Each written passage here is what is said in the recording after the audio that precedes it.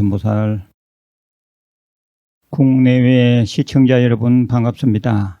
우리 유튜브 불교대학은 바르게 공부하고 바르게 수행하는 불교 정통 채널입니다. 주위에 구독, 포교해 주시고 좋아요도 꼭 좀 눌러주시면 감사하겠습니다.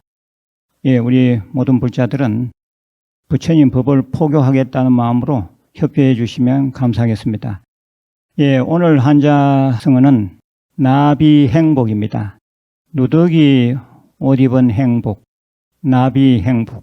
예, 나비는 누더기 옷을 말합니다. 누더기 옷을 입고 있어도 행복하다. 예, 그런 도리를 좀 알자, 그 얘기입니다. 예, 오늘 한자성어에 맞게 법문 주제도 택했습니다. 부처님은 어떤 어려운 상황도 타개해 주신다.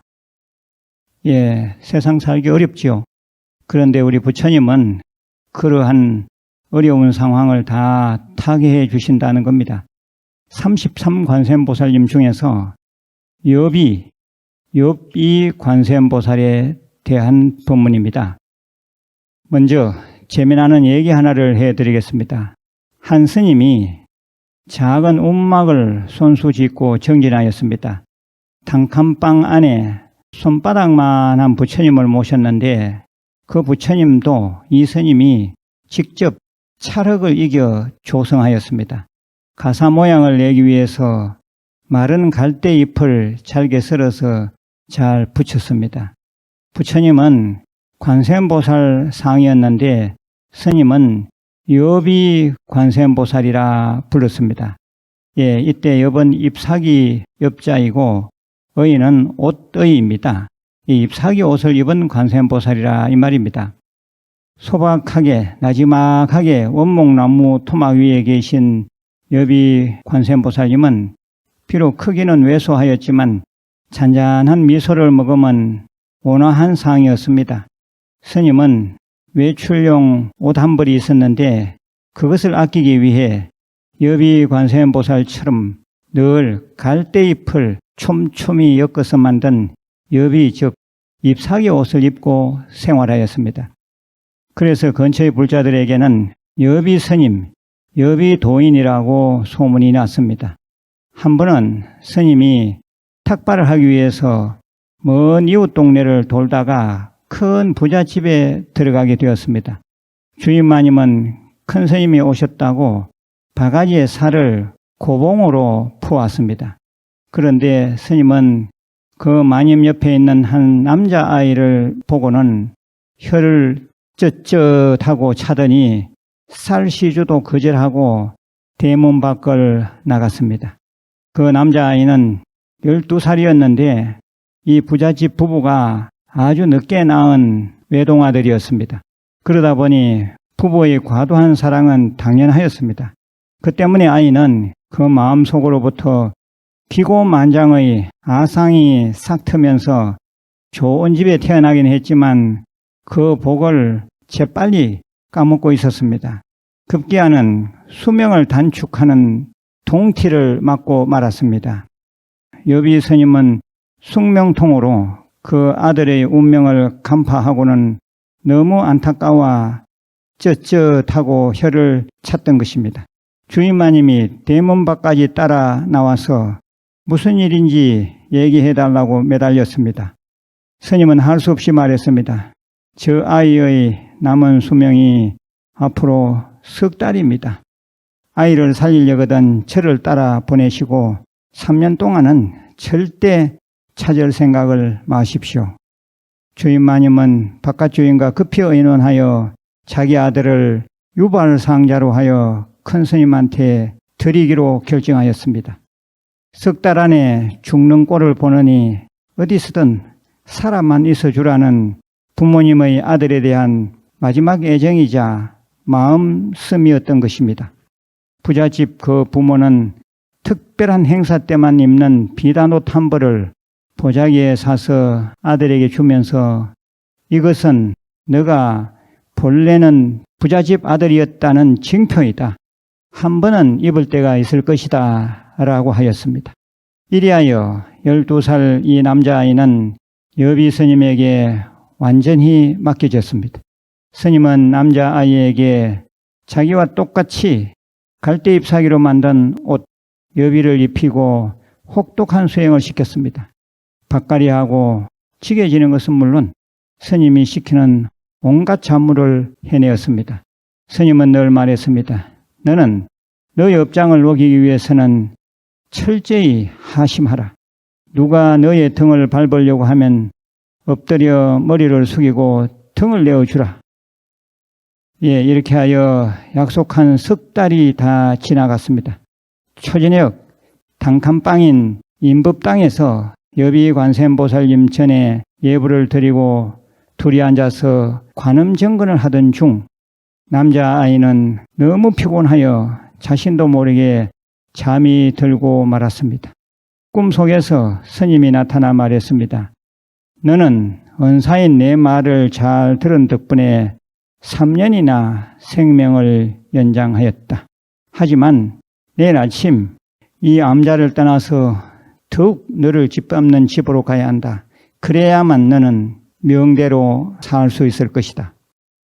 여기서 30리 밖에 강시성을 지닌 큰 부잣집을 찾아가거라. 그리고 석 달 동안 너를 보살펴 주신 여비 관세음보살님을 꼭 품고 가라. 너의 호신불이 될 것이다. 그리고 내가 불던 옥피리도 꼭 갖고 가거라. 다음 날 아침 잠에서 깨고 보니 스님은 쪽지 하나를 남겨놓고 가버렸습니다.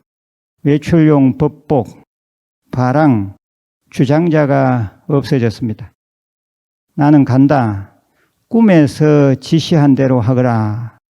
또 볼 수 있으리다. 그리하여 이 남자아이는 물어서 강씨 집을 찾아가 머슴되기를 청하였습니다.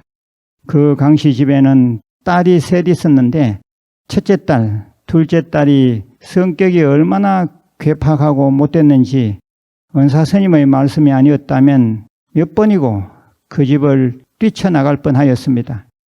마음에 안 든다고 세면대 암물을 얼굴에 퍼붓고 엎어놓은 채 발로 짓밟는 일도 잦았습니다.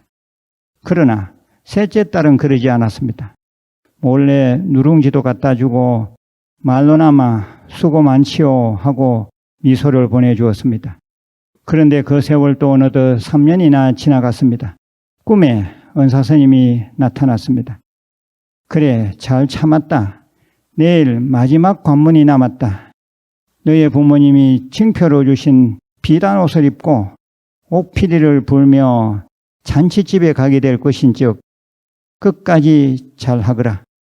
너는 앞으로 80년을 더 살게 될 것이다. 단 조건이 있다. 하시라도 잘났다는 상을 버리고 하심하며 보살심을 갖고 살았을 때 그러하다. 정말 그 뒷날 주인 양반의 친구인 하씨의 회갑잔치가 있었습니다. 온 가족이 참석하게 되었는데 첫째 딸, 둘째 딸은 말 한 장 높이를 구실로 머슴인 남자아이를 엎드리게 한 뒤 신발 신은 채 등을 짓밟고 말에 올라탔습니다. 그런데 셋째 딸은 거짓이 하기 싫어서 걸어가겠다고 하면서 조금 후에 자기 말을 타고 오라고 하였습니다. 머슴은 텅 빈 집에서 얼른 몸을 씻고 비단 옷을 입고는 말을 탔습니다. 그리고 옥피리를 불었습니다. 회갑 잔치집에 도착하자 사람들은 강시댁 머슴인 줄 모르고 하늘에서 신선이 내려온 양 극진히 맞이하였습니다. 첫째 딸, 둘째 딸도 그 사람이 자기 집 머슴인 줄을 몰랐습니다.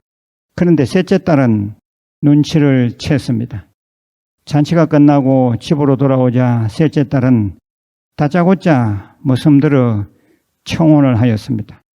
물론 머슴인 남자아이는 일찍 와서 깜짝같이 머슴 옷을 갈아입고 있는 상태였습니다. 딸의 부모님들이 머슴을 앉혀놓고 이런저런 자초지종 얘기를 들어보니 그는 수십 리 밖에 있는 큰 부잣집 외동아들이었습니다. 곧 혼례가 치러졌고 둘은 오래오래 수명을 다할 때까지 잘 살았습니다. 그 남자아이는 평생을 살면서 자기 집 대청마루 가장 중심에 여비관세음보살님을 모시고 늘 기도하면서 분에 넘치는 생활을 하지 않으려고 애썼습니다. 예, 이야기는 모두 끝났습니다. 예, 재미있었지요. 여기서 우리가 생각해 볼 것은 여비관세음보살의 역할과 능력입니다. 여비관세음보살님은 처한 상황이 어려운 중생들에게 힘을 주시는 부처님입니다. 그리고 상이 높고 사치한 마음이 과하여 갖고 있는 복을 다 까먹은 중생들에게 살아갈 올바른 방향을 제시하는 부처님입니다.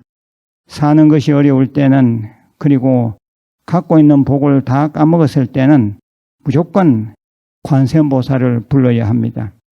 여비관세음보살의 가피가 따를 것입니다. 기도할 때는 그냥 관세음보살, 관세음보살, 관세음보살 할 일이지 여비관세음보살, 여비관세음보살, 여비관세음보살 이렇게는 하지 않으시길 바랍니다. 아무튼 여비관세음보살님은 33관세음보살님 중에 한 분입니다. 앞쪽에서 설명드린 26분 관세음보살님을 다 찾아서 들어보시면 좋겠습니다. 듣는 것만으로도 큰 공덕이 될 것입니다.